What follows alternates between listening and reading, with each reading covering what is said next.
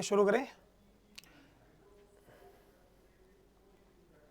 नमस्कार दोस्तों, मैं प्रिंस भारद्वाज स्वागत करता हूं आप सभी का आपके अपने YouTube चैनल सिग्मा गुरुकुल पर। बच्चों, जैसे आपने देख ही लिया था कि मेंस CGL की जो मेंस की डेट थी वो अनाउंस कर दी गई है। अक्टूबर लास्ट में आपका एग्ज़ाम हो जाएगा, जिसके लिए आपको पर्टिकुलरली 1-1.5 महीने का टाइम, 2 महीने का टाइम दिया गया था। देखो बच्चों, मैंने थोड़ी सी लेट वीडियो इसके ऊपर इसलिए बनाई क्योंकि मैं एक चीज़ बार नोटिस कर रहा था कि जितने भी टीचर्स YouTube पे या वैसे पढ़ाते हैं तो वो आपको कंप्लीट मेंस के बारे में बता देते हैं, क्योंकि अब आपको पता है कि मेंस के एग्ज़ाम में GS भी आती है, रीजनिंग भी आती है, मैथ्स भी आता है, इंग्लिश तो आती है, ठीक है। तो मेरा काम है कि मैं आपको सिर्फ अपने इंग्लिश सब्जेक्ट के बारे में ही बताऊं, ठीक है, उस तरीके से बताऊं जिस तरीके से पढ़ के हमने CGL क्रैक करा। यानी कि जब मैंने CGL क्रैक करा तो मैंने कौन सी स्ट्रेटेजी अपनाई, क्या पॉइंट्स मैंने पढ़े, कितना मैंने पढ़ा, और तब जाके उसके अंदर हमारा सिलेक्शन हुआ। दूसरी बात कि जैसे मैं अगर बात करूं, जैसे मैं 2017 के बैच से मेरा CGL क्लियर है, तो हमारे टाइम पे क्या होता था कि हमारे को सिर्फ मैथ्स और इंग्लिश पे ही पकड़ होनी चाहिए थी हमारी, ठीक है। लेकिन अब बच्चों ऐसा नहीं होता। अब आपको बिना GS के, बिना रीजनिंग के, बिना कंप्यूटर के, इन सब के बिना आप CGL का पेपर नहीं निकाल सकते। तो मैं आपको मैथ्स की स्ट्रैटेजी नहीं बताऊंगा, वो मैथ्स के टीचर मुझसे ज़्यादा बेहतर बता सकते हैं। GS के टीचर आपको मेरे से ज़्यादा बेहतर बताएंगे अपने सब्जेक्ट के बारे में। सेम रीजनिंग के जो सर हैं वो भी आपको उन्हीं के सब्जेक्ट के बारे में ज़्यादा बताएंगे। बट मैं आपको कंप्लीट इंग्लिश की स्ट्रैटेजी बताऊंगा कि आपको इंग्लिश को एक दिन में कितनी देर पढ़ना है और क्या क्या पढ़ना है और कितनी लिमिटेड चीजें पढ़नी है। यूं नहीं कि किसी ने कुछ भी कह दिया, ये उठा लो, यहां से पढ़ लो, वहां से पढ़ लो, नहीं। सिंपल सी बात बताऊंगा, इसको फॉलो कर लेना जब तक आपका पेपर है, उसके टिल जितने शाम तक की बात हो, या आप 24 घंटे पहले पढ़ना बंद कर देते हो, जो भी वटेवर आप देख लेना। लेकिन जब भी आज से अगर आप भी शुरू करोगे तो भी आपका मेंस का पेपर निकल जाएगा। दूसरी चीज, अगर आप सोचो कि आप बिल्कुल ही बिगिनर हो, आप बिल्कुल ही इनमेच्योर हो, अभी आप मेंस का पेपर देने के लिए आप सोच रहे हो कि मैं तो प्री के बेसिस पर दे दूंगा, तो बच्चों ऐसा नहीं होगा। क्योंकि प्री जो होता है वो क्वालिफाइंग है, तो इसका मतलब मेंस के जो मार्क्स हैं वो मैटर करते हैं, ठीक है। तो जब मेंस के मार्क्स मैटर करते हैं, इट मींस आपको मेंस की तैयारी उसी हिसाब से करनी पड़ती है। तो मैं आपको 3 स्टेप्स बताऊंगा कि आपको कौन सी 3 किताबें पढ़नी है। इसके फालतू मैं आपको गारंटी दे रहा हूं कि आपको कोई किताब पढ़ने की जरूरत नहीं है, क्योंकि आप प्री का पेपर नहीं दे रहे हो, आप मेंस का पेपर दे रहे हो। और ये उन सभी बच्चों के लिए एप्लीकेबल है जो CGL की तैयारी कर रहे हैं, CGL मेंस की। हाँ, लेकिन अब आप देखते होंगे कि CHSL का जो पेपर होता है उसमें भी मेंस में भी इंग्लिश आती है। तो आप SSC के सारे फॉर्मेट्स के लिए आप ये 3 बुक्स अप्लाई करोगे। इवन मैं आपको बताऊं, अगर आपको अपनी इंग्लिश बिल्कुल स्ट्रांग करनी है तो मेरा मानना है इन 3 किताबों के अलावा आपको कोई तीसरी चौथी किताब पढ़ने की कोई नीड नहीं है, ना वोकैबुलरी के लिए ना ग्रामर के लिए, ठीक है। चलो, अगर मैं शुरुआत करूं आपके पास, सबसे पहले स्टेप 1 देखो। अगर मैं स्टेप 1 की बात करूं तो हमारे पास शुरू में ही एक किताब मैंने आपके सामने मेंशन कर रखी है, जिसका नाम है General English by SP Bakshi. क्या है हमारे पास? General English by SP Bakshi. यानी कि हमारे पास जो ये SP बख्शी की किताब है ना बच्चों, SP बख्शी की जो बुक है, ये आपको मैं बताऊं इंग्लिश में आपको इतनी काम आएगी कि आपको दूसरी कोई किताब और भी इसके अलावा जो मैं बता रहा हूं ना, वो भी इसके सामने कम पड़ जाती है। अगर मैं SP बख्शी की बात करूं तो इसमें क्या ज्यादा आप बोलो सर इसमें क्या ऐसी इंपॉर्टेंस है, या फिर आप ये क्यों सजेस्ट कर रहे हो, तो देखो सबसे पहले आप ध्यान रखना बच्चों, इस किताब में जितनी भी वोकैबुलरी है, यानी कि वोकैब्स है, इस वोकैबुलरी की, इस बुक की जो वोकैबुलरी है वो बहुत बार एग्जाम्स में देखी गई है और डायरेक्ट देखी गई है। मतलब मैंने तो बहुत सारे CPO का एक ऐसा एग्जाम देखा था जिसका एक इडियम्स था, वो किसी भी आपको बुक में नहीं मिलेगा और वो आपको इस वाली बुक में मिला था, ठीक है। तो कहने का मतलब है वोकैबुलरी के लिए ये बुक्स बहुत अच्छी है। अब मैं आपको किसी टीचर का पर्टिकुलर नाम लेके नहीं बोलूंगा कि इन टीचर ने ये लिखा है, इन टीचर ने वो लिखा है, इन टीचर ने ये लिखा है और ये सारी किताबें जो हैं ये आप पढ़ लो, वहां से पढ़ लो, यहां से पढ़ लो, नहीं। आपको वोकैब्स की और भी बहुत सारी किताबें देखी होंगी आजकल मार्केट में, हरी बुक, नीली बुक, काली बुक, पीली बुक चलती रहती है, कोई मैटर नहीं करता ये सबका। आप एक बार इसकी वोकैबुलरी पढ़ के देख लो, सारी की जो किताबें हैं वो फीकी पड़ जाएगी आपको उसके सामने। और मैं क्योंकि देखो किताब मैं भी लिख रहा हूं और मैं किताब के ऊपर बहुत टाइम इसीलिए लगा रहा हूं क्योंकि मुझे पता है कि मैं को किसी का कंटेंट कॉपी नहीं करना। सीधी सी बात है, बच्चों की सरकारी नौकरी कैसे लगे ये मैटर करता है, ये मैटर नहीं करता कि मैं आपको अपनी इंग्लिश की स्किल्स दिखाऊं कि मेरे अंदर कितनी स्किल्स है, मैं ग्रामर कितनी अच्छी तरीके से पढ़ा सकता हूं, मैं वोकैबुलरी कितनी अच्छी तरीके से पढ़ा सकता हूं। मैटर करता है कि जो आप पढ़ते हो वो आपके एग्जाम में आए। आप इस किताब में से एक बार वोकैबुलरी पढ़ के देखो, आपको खुद का अपना स्टैंडर्ड फील होने लग जाएगा कि यार मेरा तो जो स्टैंडर्ड है, मेरा जो बार है वो कितना हाई हो चुका है। ठीक है, सो इसीलिए आप इस बुक से वोकैबुलरी। दूसरी चीज, अगर आप बोलो सर इस बुक से वोकैबुलरी पढ़ते हैं तो क्या इस बुक से ग्रामर भी पढ़ते हैं? हाँ जी बच्चों, आपको इसमें से ग्रामर का भी कंटेंट पढ़ना है। ठीक है, अब ग्रामर का कंटेंट तो देखो और भी किताबों में अच्छा है, मैं ऐसे नहीं कह रहा, इसमें भी अच्छा है, लेकिन दिक्कत क्या है कि अगर आपको इसका ग्रामर का कंटेंट पढ़ना है तो इसके लिए आपको एडवांस ग्रामर आनी चाहिए भाई। यानी कि छोटी मोटी ग्रामर से हमारा कोई काम यहां नहीं चलेगा। आपने सिंपल छोटे छोटे वर्ड पढ़ लिए, इसको क्या बोलते हैं, इसको क्या बोलते हैं, इसका मतलब क्या होता है।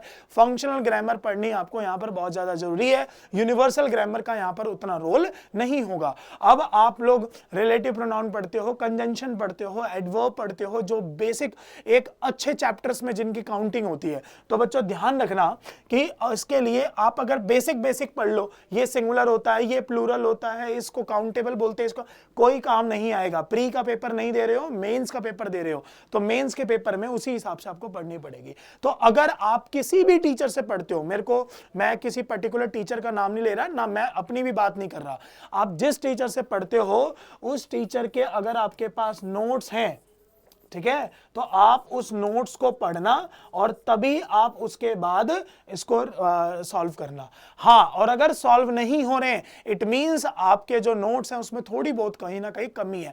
इसका मतलब वो कहीं आपको थोड़ी बहुत बेसिक तरीके से पढ़ा दी गई है जिसकी वजह से आपको प्रॉब्लम क्रिएट हो रही है। तो आप थोड़ा सा ये ध्यान रखो, टीचर्स के नोट जितने ज्यादा आपके पास अच्छे होंगे उतना ही आपको इस बुक में से ग्रामर करने का मजा आएगा। ठीक है, ये दो पोर्शन आप यहां से अच्छे से पढ़ो।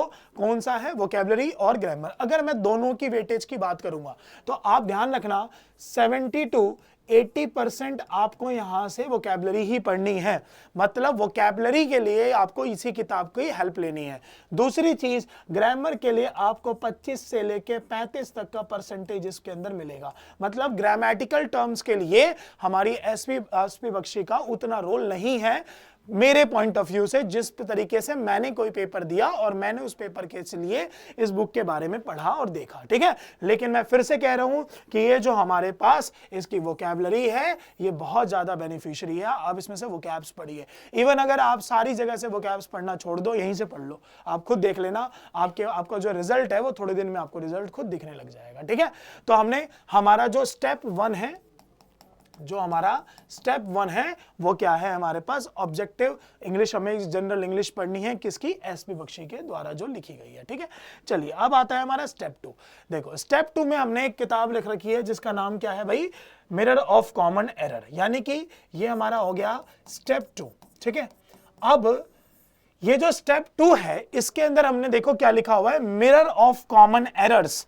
इट मींस साफ साफ पता चल रहा है कि जितनी भी हमारी ग्रामेटिकल टर्म्स होती हैं, ठीक है ना, ग्रामेटिकल टर्म्स के लिए ये जो किताब है ये बहुत ज्यादा सही है। यानी कि अगर आप इसमें से जो ग्रामर के चैप्टर्स हैं, जैसे आप चैप्टर पढ़ते हो भाई नाउन, आप चैप्टर पढ़ते हो प्रोनाउन, आप चैप्टर पढ़ते हो टाइम एंड टेंस, ठीक है ना, आप जितने भी चैप्टर्स आप पढ़ते हो, आप इसमें से ETC में सारे नहीं लिख रहा, ठीक है, ये जितने भी आप चैप्टर्स पढ़ते हो, आप ये सारे चैप्टर्स जो है वो इसमें से सॉल्व करने की कोशिश करो।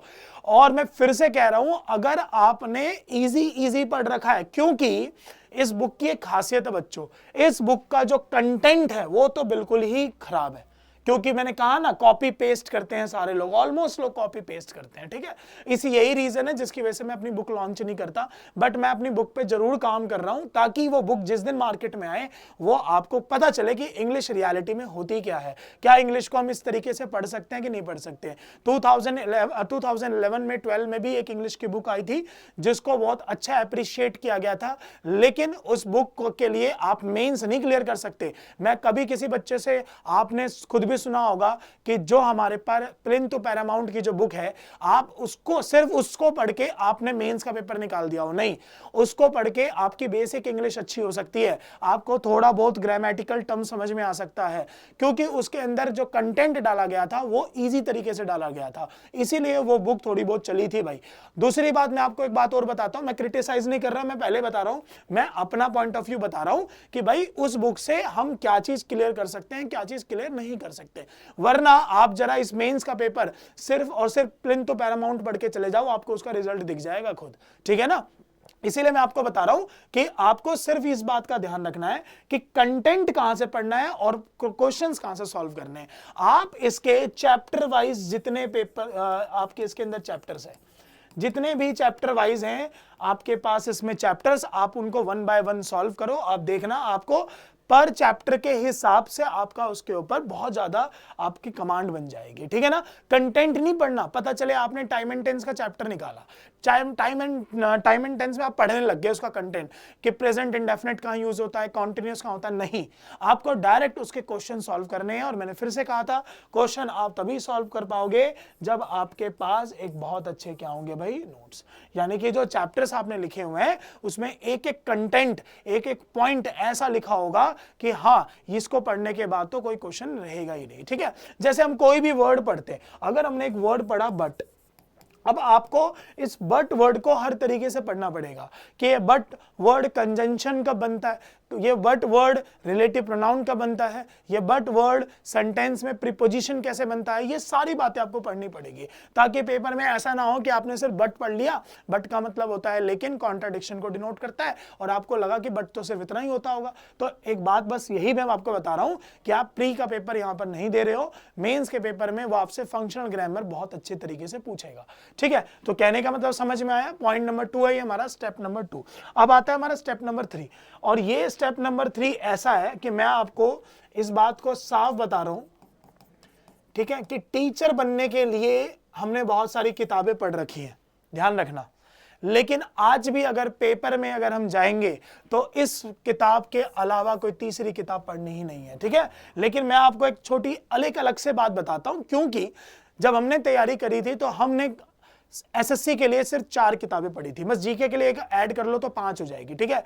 एक एसएससी किरण पब्लिकेशन की इंग्लिश, उसी की मैथ्स, उसी की रीजनिंग और उसी की जीके। बस जीके के साथ हमने घटना चक्र ऐड करा था, क्योंकि घटना चक्र एक अच्छी बुक मानी जाती है जीएस के लिए, ठीक है। बस वो वहां पर उस टाइम जो उसका मीडियम था वो हिंदी मीडियम में आती थी, और बहुत सारे बच्चों को आपको पता ही, इवन मुझे भी हिंदी मीडियम में थोड़ा सा दिक्कत होता है। तो कहने का मतलब क्या है कि ये जो किताब है वो इतनी अच्छी किताब है कि अगर आप इसमें से क्वेश्चंस कर लो तो आप ध्यान रखना कि आप लोगों के मेंस में बहुत अच्छे नंबर आएंगे, क्योंकि ये आपका स्टेप 3 है। इसके अंदर सिर्फ क्वेश्चंस आप पढ़ लो, साफ साफ आपको दिख रहा होगा कि इसके अंदर क्या लिखा हुआ है, हमारे पास सॉल्व्ड पेपर बता रखे हैं। इसके अंदर क्या है, चैप्टर वाइज। यहां पर ऐसे चैप्टर वाइज नहीं है कि नाउन प्रोनाउन वगैरह, ऐसे हैं, फिल इन द ब्लैंक्स है, एक्टिव पैसिव वॉइस है, क्लॉज टेस्ट है, पैसेजेस है, वगैरह वगैरह ऐसे है, ठीक है। अब ये आपका स्टेप 3, और इसके अंदर तो आपको ध्यान रखना है कि वोकैबुलरी भी मिलेगी, ठीक है, यानी कि वोकैब्स लिख रहा हूं शॉर्ट में। आपको इसमें ग्रामर के सारे कंटेंट मिलेंगे भाई, और तीसरा आपको इसमें कॉम्प्रीहेंशन का भी सारा कंटेंट मिलेगा, ठीक है। कॉम्प्रीहेंशन पैसेज या कॉम्प्रीहेंशन का भी कंटेंट मिलेगा। समझ में आई बात? ये 3 स्टेप्स है, बट इसको करना है सबसे लास्ट में।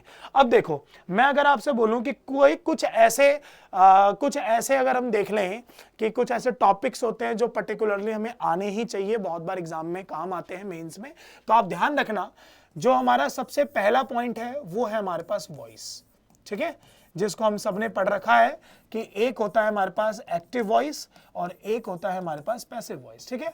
आप इसको एक्टिव होगा तो पैसिव में कन्वर्ट करोगे, और अगर पैसिव होगा तो एक्टिव में कन्वर्ट करोगे। तो देखो, इसका कंटेंट आपको अच्छे से आना चाहिए, क्या होता है क्वेश्चन, किस बेसिस पर ज्यादा पूछते हैं, ये पता होना चाहिए। और सबसे ज्यादा मैं आपको बता रहा हूं, इसमें हमारा एक टॉपिक बनता है रिलेटेड टू टेंस, कि किस टेंस को किस में चेंज किया जाता है। अगर आपको ये भी आता है तो अगर इसके 5 क्वेश्चन होंगे तो कम से कम 2 से 3 क्वेश्चन सॉल्व जरूर होंगे। मैं यूं नहीं कहूंगा कि 5 के 5 हो जाएंगे एक ही टॉपिक को पढ़ के, ऐसा नहीं है। प्लस आपको इसकी जो प्रैक्टिस है वो कहां से करनी पड़ेगी, किरण पब्लिकेशन से करनी पड़ेगी। इसका खुद पर्टिकुलर अलग से वॉइस का टॉपिक है, 800 900 1000 के आसपास क्वेश्चन है इसके, ठीक है ना। चलो, और दूसरी बात करो कि दूसरा क्या पढ़ना है, तो दूसरा होता है हमारे पास नरेशन। नरेशन में हम सबने, आपको पता होगा कि नरेशन में हम लोग डायरेक्ट और इनडायरेक्ट स्पीचेस की बात करते हैं, ठीक है।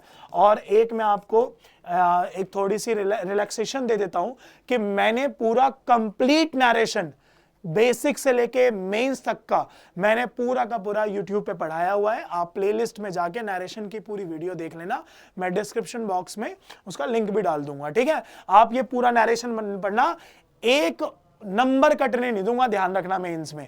चाहे आप सीपीओ की तैयारी करते हो, चाहे आप स्टेनो की तैयारी करते हो, चाहे आप सीएचएसएल की तैयारी करते हो, चाहे आप सीजीएल की तैयारी करते हो, चाहे दिल्ली पुलिस की तैयारी करते हो, जिस पेपर में नरेशन आ रहा होगा वो फिक्स है कि आपका होगा ही होगा, क्लियर होगा। और मैंने उसमें तरीके, रूल, सारी चीजें बता रखी हैं, आप इसको पढ़ो। और सेम इसकी भी प्रैक्टिस आपको कहां से करनी चाहिए, अपनी किरण पब्लिकेशन की ही किताब से करनी चाहिए, ठीक है। अब सर, जो आपने यहां पर हमें सबसे पहले बताई थी जनरल इंग्लिश, तो इसके अंदर भी वॉइस नरेशन मिलेगा। मैं बट चाहता हूं कि आप वॉइस नरेशन इसमें से ना करके आप अपना किरण पब्लिकेशन में से सॉल्व करना, क्योंकि इसमें से कर लोगे तो ऑटोमेटिकली सब में हो जाएंगे, ठीक है। चलो, उसके बाद अगर मैं बात करूं पॉइंट नंबर 3 की, तो पॉइंट नंबर 3 होता है हमारे पास क्लॉज टेस्ट, ठीक है। क्लॉज टेस्ट को बच्चे बोलते हैं सर हमसे हो नहीं पाता, तो जब ये हमसे हो नहीं पाता क्लॉज टेस्ट, तो इसके पीछे रीजन क्या है। तो देखो, अगर आपकी रीडिंग एबिलिटी अच्छी नहीं है भाई, यानी कि आपकी रीडिंग हैबिट जो है वो कल्टीवेट नहीं हो रखी, तो आपको क्लॉज टेस्ट तो सॉल्व नहीं हो सकता। कहने का मतलब क्या है कि रीडिंग एबिलिटी, आप कुछ ना कुछ रीड करते रहते हो तो आपका क्लॉज टेस्ट जरूर आपके पेपर में सही होगा। इसके लिए आपको कुछ चीजें याद रखनी है, जैसे आपको प्रीपोजिशन याद करने पड़ेंगे कुछ फिक्स, आपको कुछ कंजंक्शन के टॉपिक्स पता होने, मतलब कंजंक्शन के कुछ तरीके पता होने चाहिए। उसके बाद आपको एक टॉपिक होता है रिलेटिव प्रोनाउन, प्रोनाउन के चैप्टर में आता है, आपको ये पता होना चाहिए, ठीक है। और बाकी तो देखो वोकैबुलरी तो आएगी ही आएगी, उसमें तो हम लोग कुछ कर ही नहीं सकते, क्योंकि वोकैबुलरी का तो पॉइंट कहीं से भी आपके एग्जाम में आ जाएगा, ठीक है। तो आपको क्लॉज टेस्ट करना ही करना है। और लास्ट में आपको बताना चाह रहा हूं 5th पॉइंट पे, वो है पैसेज, ठीक है, अनसीन पैसेजेस। आप जो ये पैसेज करोगे, इसकी तो आप हैबिट बनाओ, आप जितने ज्यादा सॉल्व करोगे ये उतना अच्छा होने लग जाएगा, ठीक है। तो कहने का मतलब है कि हमने जो ये सारे वर्ड्स पढ़े हैं, वॉइस नरेशन, उसके बाद क्या नाम है, हमने जो पैसेजेस पढ़े, उसके बाद क्लॉज टेस्ट पढ़ा, ये सारे ऐसे हैं पॉइंट्स हैं जो आप लोगों को आने ही चाहिए। अगर आपको ये अच्छे से आते हैं तो समझ लेना कि आप लोगों के जो मार्क्स हैं बहुत नियर बाय पहुंच जाएंगे, क्योंकि ग्रामर के कंटेंट्स होते हैं वो सब में काम आते हैं, ठीक है। याद रखना, आप सोचो कि वोकैबुलरी पढ़ लो, ठीक है, तो वोकैबुलरी पढ़ने से आप लोगों का सिलेक्शन हो जाए, ये बात अपने मन से निकाल देना, ठीक है। और अगर आप सोचो कि कॉम्प्रीहेंशन पढ़ लेते हैं, सिर्फ रीडिंग प्रैक्टिस कर लेते हैं कॉम्प्रीहेंसिव पैसेजेस की, तो आप ध्यान रखना ये भी अपने मन से निकाल दो। लेकिन अगर आपने ग्रामर का कंटेंट्स अच्छे से पढ़ रखा है, यानी कि ग्रामेटिकल कंसेप्ट्स पढ़ रखे हैं भाई आपने, तो ध्यान रखना ग्रामेटिकल कंसेप्ट्स आपको भाई वोकैबुलरी में भी काम आएंगे और कॉम्प्रीहेंशन पैसेज में भी काम आएंगे। यानी कि ग्रामर एक ऐसा कंटेंट फॉलो करता है, ग्रामर एक ऐसा, यार लैंग्वेज है ना, लैंग्वेज आ गई तो इट मींस आपने पैसेज सॉल्व करना आ गया, आपको क्लॉज टेस्ट सॉल्व करना आ गया, आपको वोकैबुलरी सॉल्व करनी आ गई। तो कहने का मतलब ये सारी चीजें आपको पढ़नी ही पड़ेगी, ठीक है। और मैं कोशिश कर रहा हूं कि आपको इस संडे के दिन जितने भी हमारे इडियम्स एंड फ्रेजेस आए हुए हैं एग्जाम में, सीजीएल में, इडियम्स एंड फ्रेजेस, जैसे आपने देखा था कि मैंने अभी थोड़े दिन पहले 2012 से लेके 2023 तक के सारे वोकैबुलरी एक ही वीडियो में 6 से 7 घंटे की मैराथन में पढ़ा दिए थे। वैसे ही मैं अभी आपके पास जल्दी एक वीडियो लेके आने वाला हूं जो हमारी इडियम्स एंड फ्रेजेस की, और इडियम्स एंड फ्रेजेस उसी में से ही पूछा जाएगा, ध्यान रखना, क्योंकि इडियम्स एंड फ्रेजेस अगर अलग भी आ गया तब भी हमारे पास इतने वर्ड्स होने के बावजूद, इतने इडियम्स होने के बावजूद हमारी बहुत अच्छी एक स्ट्रेटेजी बन जाती है, एक तरीका बन जाता है जिससे हमें उसको सॉल्व करना आ जाता है, ठीक है। तो आज हम लोगों ने थोड़ा सा मेंस के बारे में पढ़ा कि भाई मेंस में ऐसा क्या क्या पढ़ें, आप इसी को पढ़ो। कोई कितना बोले कि इसके अलावा कुछ पढ़ो, ये किताब ले लो, वो किताब ले लो, ये है नहीं है, कुछ पढ़ने की जरूरत नहीं है।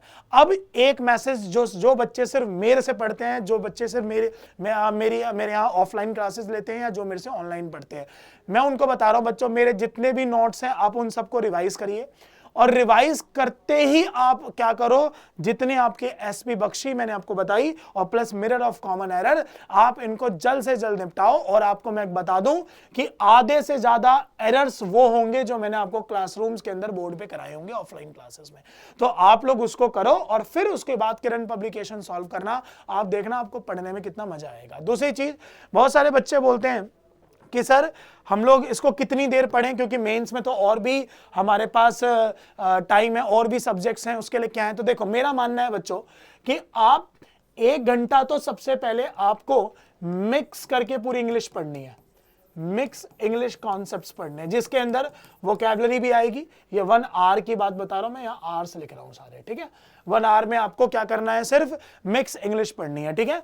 और प्लस उसके बाद आपको 1 आवर जो है ये आपको वोकैबुलरी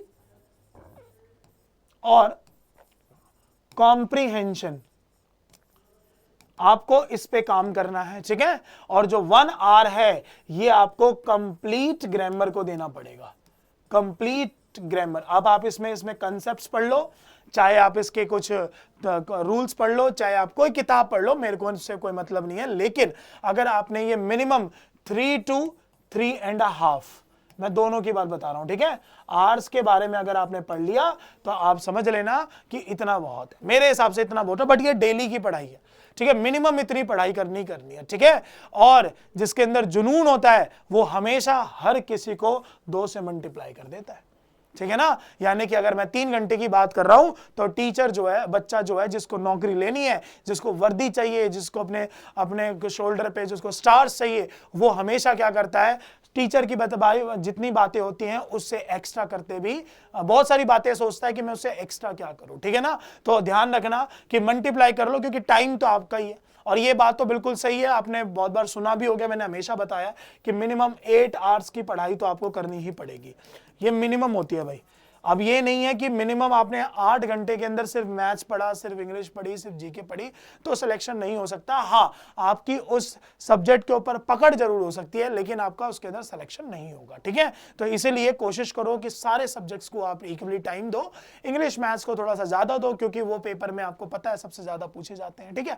चलो, तो आज का सेशन हम यहीं ओवर करते हैं और नेक्स्ट वीडियो में मिलते हैं। और कल से हमारी ऑनलाइन सीरीज स्टार्ट हो जाएगी प्रयास बैच की, और प्लस दिल्ली पुलिस का बैच भी हम लोग कल से लॉन्च करने वाले हैं, उसके बारे में आपको शाम तक नोटिफिकेशन मिलेगी, ठीक है। चलिए मिलते हैं नेक्स्ट क्लास में।